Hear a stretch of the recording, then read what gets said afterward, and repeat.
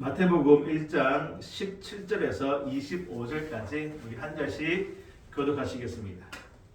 그런즉 모든 대수가 아브라함부터 다윗까지 14대요 다윗부터 바벨론으로 사로잡혀갈 때까지 14대요 바벨론으로 사로잡혀간 후부터 그리스도까지 14대더라. 예수 그리스도의 나심은 이러하니라. 그의 어머니 마리아가 요셉과 약혼하고 동거하기 전에 성령으로 잉태된 것이 나타났더니 그의 남편 요셉은 의로운 사람이라 그를 드러내지 아니하고 가만히 끊고자 하여 이 일을 생각할 때에 주의 사자가 현몽하여 이르되 다윗의 자손 요셉아 내 아내 마리아 데려오기를 무서워하지 말라. 그에게 잉태된 자는 성령으로 된 것이라. 아들을 낳으리니 이름을 예수라 하라. 이는 그가 자기 백성을 그들의 죄에서 구원할 자이심이라 하니라. 이 모든 일이 된 것은 주께서 선지자로 하신 말씀을 이루려 하심이니 이르시되 보라, 처녀가 잉태하여 아들을 낳을 것이요 그의 이름은 임마누엘이라 하리라 하셨으니 이를 번역한즉 하나님이 우리와 함께 계시다 함이라. 요셉이 잠에서 깨어 일어나 주의 사자의 분부대로 행하여 그의 아내를 데려왔으나 같이 읽겠습니다. 아들을 낳기까지 동침하지 아니하더니 나음의 이름을 예수라 하니라. 아멘.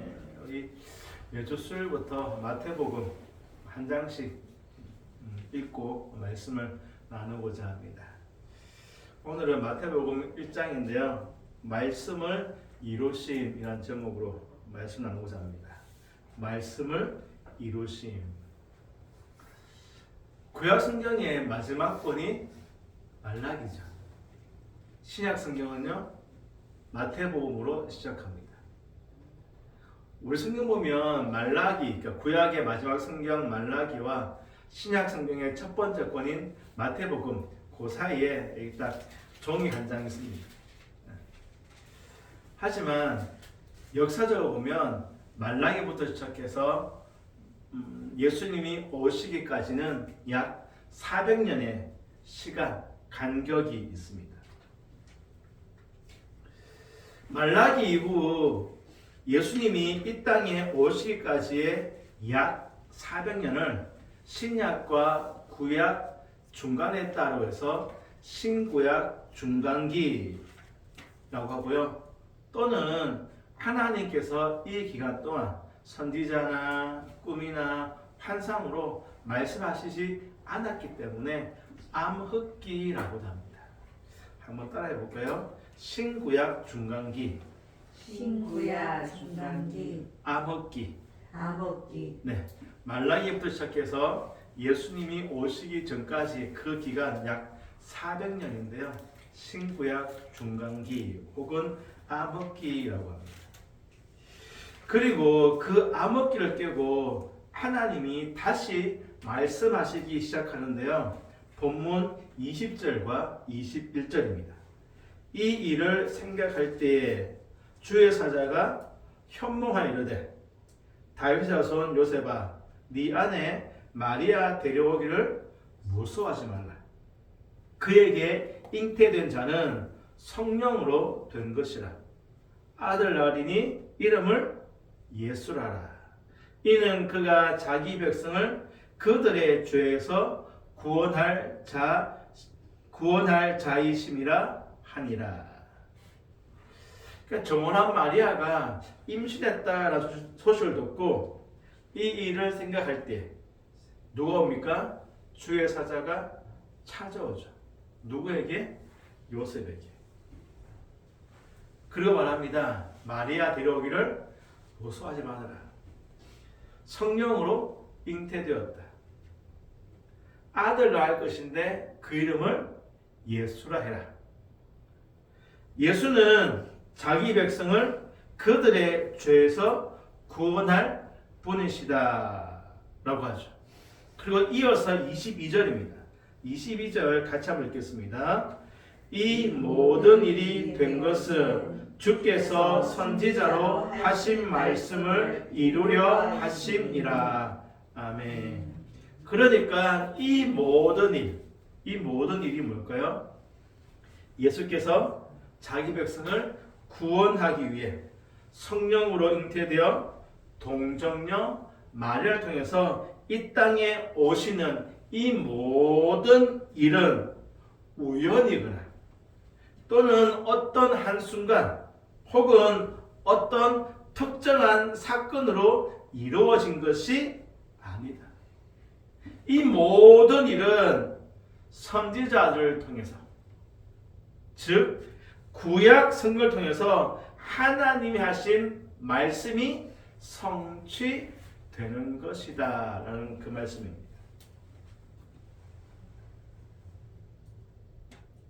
요셉과 마리아를 통해서, 특별히 마리아를 통해서 오시는 그 예수님은 그냥 우연히 뭐 갑작스럽게 그것이 아니라 이미 구약 성경에서 하나님이 예언하신, 하나님이 말씀하신 그 메시아가 이 땅에 오신 것이다. 구약의 성취이다. 이것이 마태가 아브라함과 다윗의 자손 예수님의 계보, 족보로 마태복음을 시작하는 이유이기도 합니다.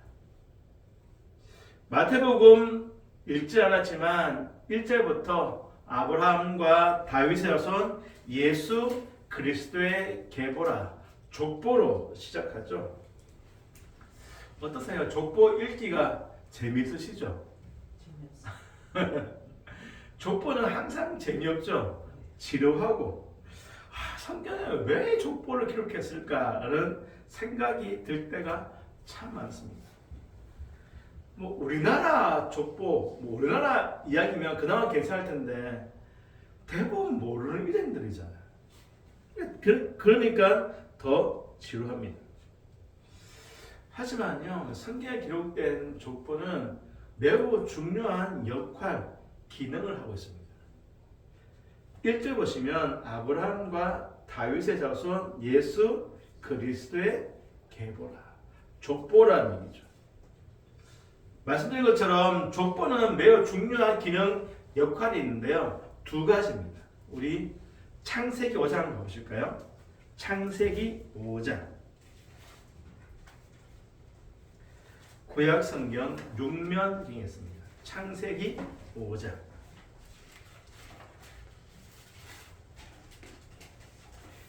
(5장 1절입니다) 이것은 아담의 계보를 적은 책이니라. 바꿔 말하면 아담의 족보다는 그 얘기죠. 그리고 나부터 3절 보시겠습니다. 3절부터요 쭉 족보가 시작되어집니다. 아담부터 시작해서 마지막 노아까지 쭉 족보가 기록되어져 있거든요. 아담, 셋, 에노스, 그리고 12절에 게난, 15절에 마할랄렐, 18절에 야렛, 21절에 에녹, 25절에 무두셀라, 28절에 라멕, 그리고 32절에 노아까지 총 10명입니다. 10명의 족보 이름이 기록되어 있거든요. 사실 우리가 10명 다 모릅니다. 하지만 그 가운데 알고 있는 이름도 있죠. 대표적으로 아담. 아담 하면 우리 머릿속에 아담이 생각나시죠? 아담의 역사가 쭉 생각납니다. 셋.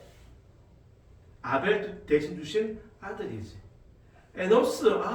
그때 사람들이 하나님의 이름을 불렀어. 나머지 몰라. 그리고 또 하나님의 이름이 있죠. 에녹. 하나님과 동했던 사람. 그리고 노아. 그러니까 족보를 쭉 보면서, 이름 보면서 어떻게 해요? 역사, 지난 시간들이 정리가 되죠. 이것이 족보의 첫 번째 기능입니다. 사람들의 일을 통해서 지금까지의 역사, 사건, 시간들이 정리됩니다. 그리고 마지막이 노아였죠. 5장 32절. 노아는 500세 된 후에 셈과 함과 야벳을 낳았더라. 그 6절부터 시작해서 노아 이야기가 시작되었습니다. 5장이 아담 족보인데요. 아담부터 노아까지 기록되어 있고 6장부터는 노아 이야기 시작되죠. 그러니까 족보의 두 번째 기능은요. 이제 새로운 이야기가 시작된다는 것을 알려준 것입니다. 누굴 통해서? 마지막 기록되어진 노아를 통해서. 정리해 볼까요? 족보의 중요한 기능이 두 가지가 있는데요. 첫 번째는 지금까지의 역사, 시간, 사건을 정리한다. 두 번째는 이제 새로운 이야기 할 거야. 그 이야기입니다. 이것은요. 마태복음 1장 족보도 똑같습니다. 2절 보시면 아브라함부터 시작해서 16절 예수님까지 그 족보가 쭉 기록되어져 있죠. 우리는 아브라함부터 시작해서 쭉 족보를 보면서 사건들, 시간들, 역사들을 정리하는 거죠. 그리고 두 번째 마지막이 예수님이잖아요. 이제 예수님부터 시작해서 새로운 이야기가 시작됐겠구나. 그것이 2장부터 기록되어져 있고요. 이것은 다음 주부터 살펴볼 것입니다. 오늘은 족보의 첫 번째 기능인 아브라함부터 예수님까지의 역사를 통해 말씀을 나누고자 하는데요. 마태가 마태복음을 시작하면서 아브라함과 다윗과 예수님의 족보로 시작하는 분명한 목적, 이유가 있습니다. 예수님이 아브라함과 다윗의 후손으로서 누가? 하나님이 구약 성경에서 말씀하신, 약속하신 그 구원자이시다라는 것을 분명하게 알려주기 위해서입니다. 이 예수님은 구약에서 하나님이 선지자를 통해서 예언하신 그 구원자가 분명해.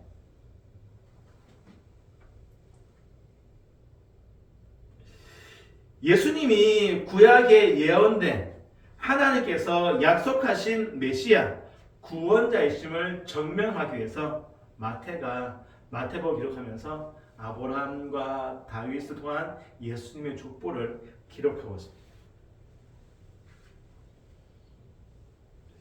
그 족보에 기록된 이름들 한번 쭉 살펴보면요.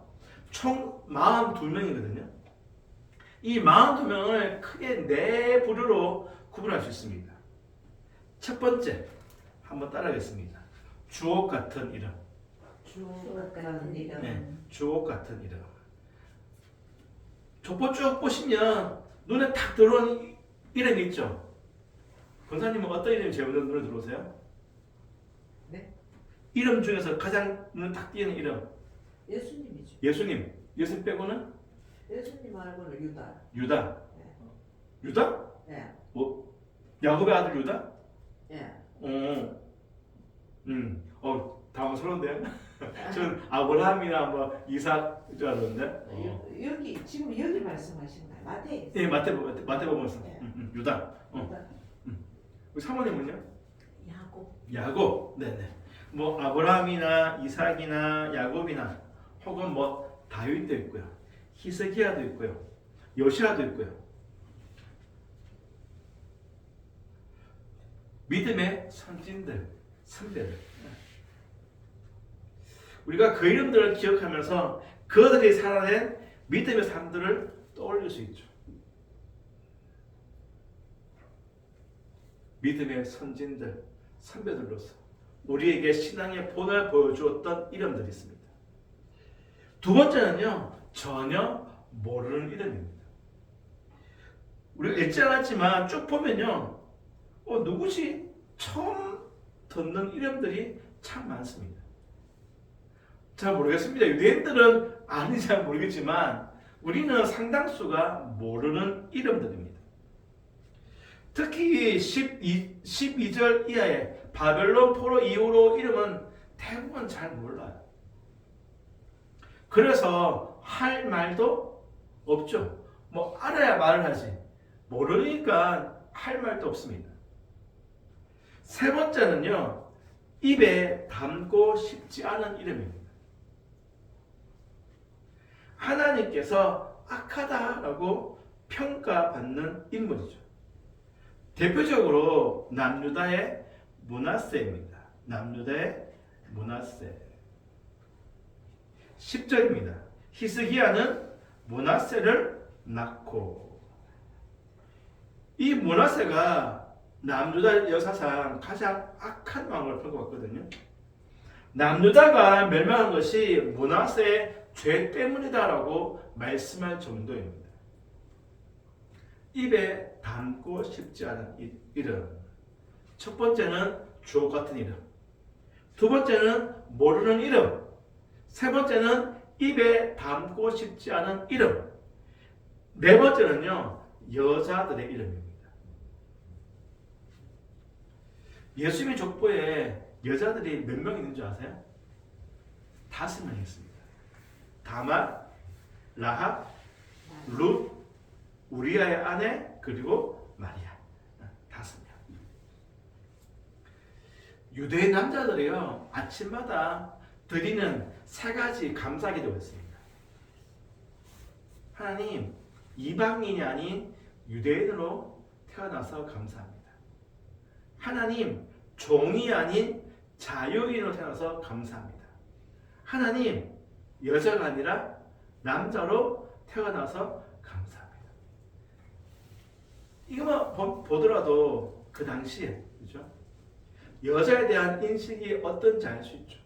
아시잖아요. 성경에 여자들은 숫자에 포함되지 않았습니다. 바꿔 말하면 사람 취급받지 못했다는 거죠. 그런데 이러한 시대에 족보에 여자 이름이 기록되어 있다? 그것도 몇 명? 5명. 대단히 파격적이죠. 더 놀라운 것은요, 5명 중에 4명이 이방 여인입니다. 유대인 족보에 여자 이름인 것도 참 놀라운 일인데 그 5명 중에 4명이 이방인이다. 더군다나요, 이 5명 다 흠이잖아요. 책잡을 수 있잖아요. 첫 번째가 다말입니다. 다말은 어떻습니까? 시아버지 유다를 통해서 아들 낳았죠. 3절입니다. 유다는 다말에게서 베레스와 세라를 낳고 베레스는 헤스론을 낳고, 시압을 통해서 혈통을 이어갔다는 것은 참 납득하기 어렵죠. 더 이상한 것은요, 마태가 굳이 유다가 다말 통해서 베레스와 세라를 낳았다라고 기록합니다. 이 다말이 쌍둥이를 낳았거든요. 첫째가 베레스, 둘째가 세라였습니다. 굳이 족보에 이 2명 다 이름을 기록할 이유가 없죠. 왜냐하면 예수님은 첫째 베레스의 후손으로 오셨기 때문입니다. 그럼에도 마태가 다말의 2 아들 이름을 다 기록함으로 유다와 다말의 이 부적절한 관계를 어떻게 해요? 한 번 더 생각나게 한 것입니다. 한 번 더 덜 추워내는 거죠. 유다와 다말은 부적절한 관계야. 두 번째는 라합. 라합은 누구죠? 여리고의 기생 창녀였습니다. 세 번째가 룻이죠. 모압 여인, 이방인이잖아요. 네 번째가 바세바입니다. 그런데 6절 보실까요? 마태복음 1장 6절. 이새는 다윗 왕을 낳으니라. 다윗은 어떻게 표현하고 있죠? 우리아의 아내에게서 솔로몬을 낳고. 바세바가 아니에요. 맞죠? 우리아의 아내라고 표현합니다. 마태가 바세바라고 적으면 참 좋을 텐데 바세바라고 적지 않고 우리아의 아내. 무슨 말이죠? 다윗의 간음과 살인죄를 생각나게 하죠. 이상하지 않나요? 왜 굳이 다윗의 허물을 덜추어 내려고 할까요?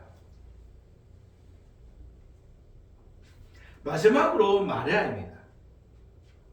우리는 마리아가 성령으로 잉태였음을 믿죠.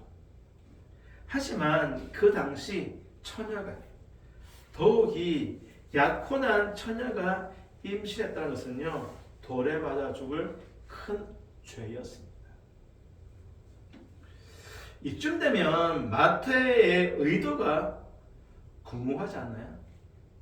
도대체 마태의 의도가 무엇일까요?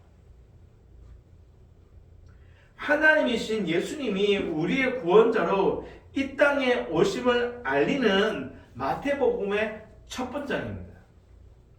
1장이죠. 더욱이 이 마태복음은요, 마태가 유대인들을 대상으로 기록했습니다. 유대인들에게 한번 읽어보세요라고 적은 것이 마태복음이에요. 그러면 굳이 예수님의 족보에 이 부적절한 이름을 기록할 이유가 있을까요? 마태가요, 족보를 다 기록한 것이 아니에요. 중간중간 이름을 빼먹었거든요. 어차피 다 기록할 이름이 아니라면 굳이 부적절해 보이는 이름을 기록할 이유가 무엇이었을까? 이런 말 있잖아요. 보기 좋은 떡이 맛있다. 그렇잖아요. 보기 좋은 떡이 먹음직하잖아요. 보기에 좋은 이름이 어떻게 해요? 유대인들 읽을 때 더 좋지 않을까요? 그리고 우리도 설명할 때 좋잖아요. 우리 아내가 누구야? 이러면 좀 설명하기가 좀 곤란하잖아요.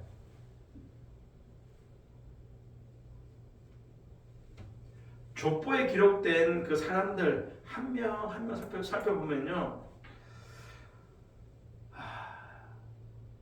참 설명하기가 쉽지 않습니다. 만약 그래프를 올린다면 올라갔다 내려갔다 완전히 지그재그일 거예요.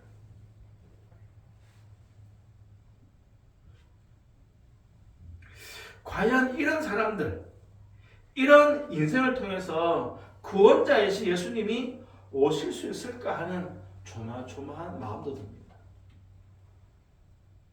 낯뜨겁고 수치스럽고 부끄러운 족보입니다. 그렇지 않습니까? 사실 우리들이 믿음의 선진, 선배라고 주옥 같은 이름이라고 했지만 아브라함, 이삭, 다윗, 그 누구도 하나 완전한 사람이 없죠. 돛집, 갯집, 50보, 100보입니다. 성도 여러분, 그럼에도 이 족보를 통해서 누가 우리를 구원하실 예수님이 이 땅에 오셨다는 것입니다. 죄와 허물투성인 인생, 욕심과 정욕에 사로잡혀서 자기 마음대로 산 인생, 뒤돌아선 인생, 실패한 인생, 넘어진 인생, 악한 인생, 아무도 알아주지 않는 그러한 인생을 통해서 누가 예수님이 이 땅에 오셨다. 이것이 하나님의 놀라운 은혜이죠. 하나님께서 보잘것없는 인생들 통해서 예수님을 이 땅에 보내셨고, 그 누구도 그 무엇도 하나님의 이 일하심 열심을 막지 못했다라는 것입니다. 우리 향하신 하나님의 그 사랑을 그 무엇도 그 누구도 뭐 할 수 없다? 끊을 수 없다.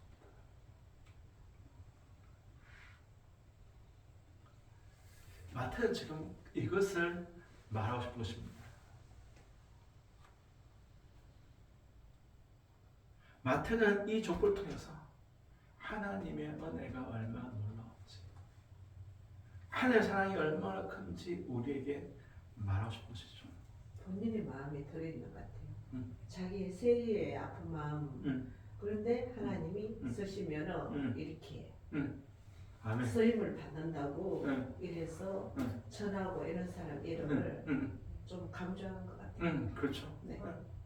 사실 마태도 제자 자격 없잖아. 근데 불러서 쓰시죠. 그 하나님의 은혜. 그게 희망이 되죠. 우리가 이 자리에 있는 것도 자격이 있거나 조건에서 아니잖아요.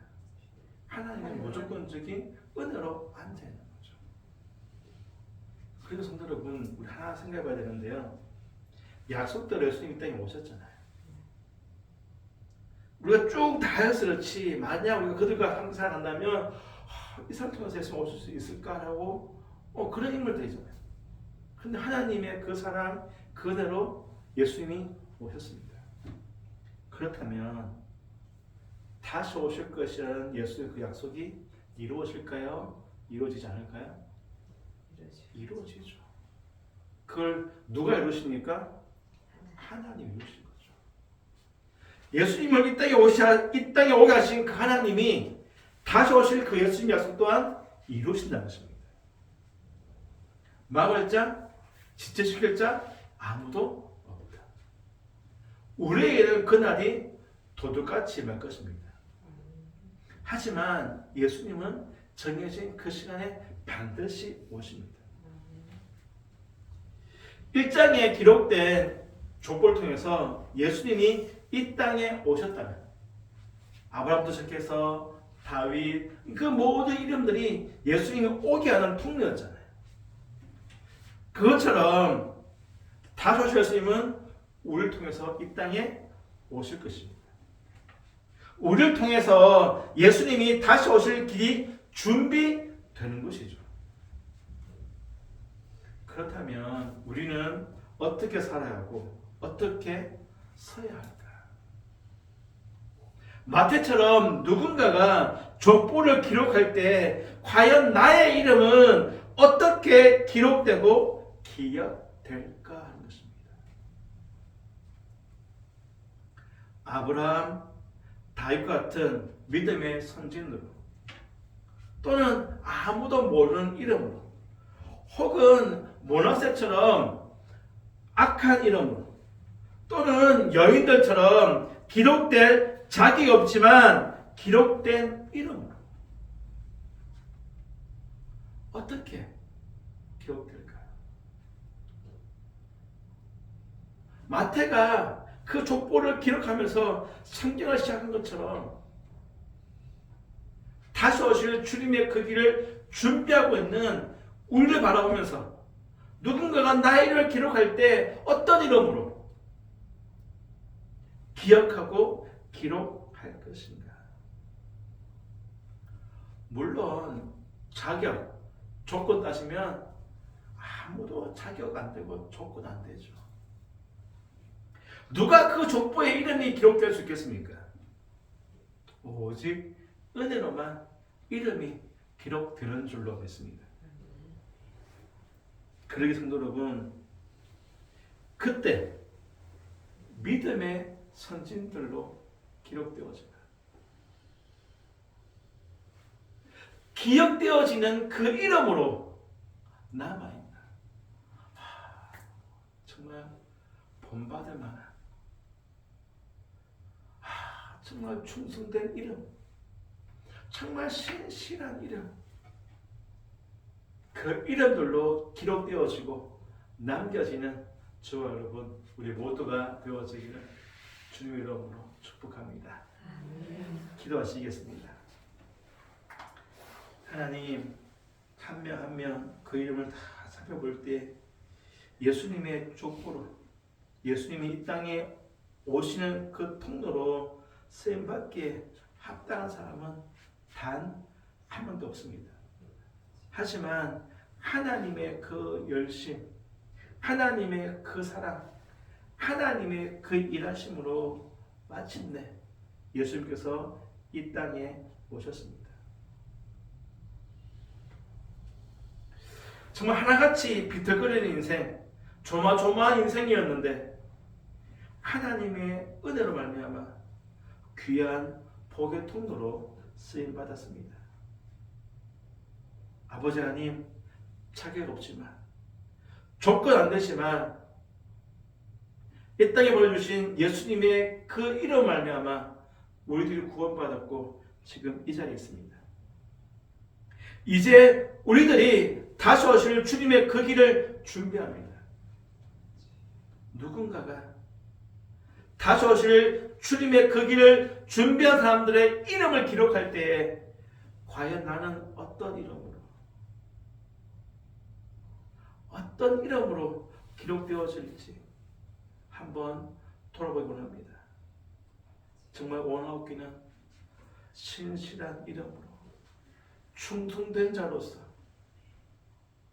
하나님 마음에 합한 자로서 기록되어지고 기억되어지곤 합니다.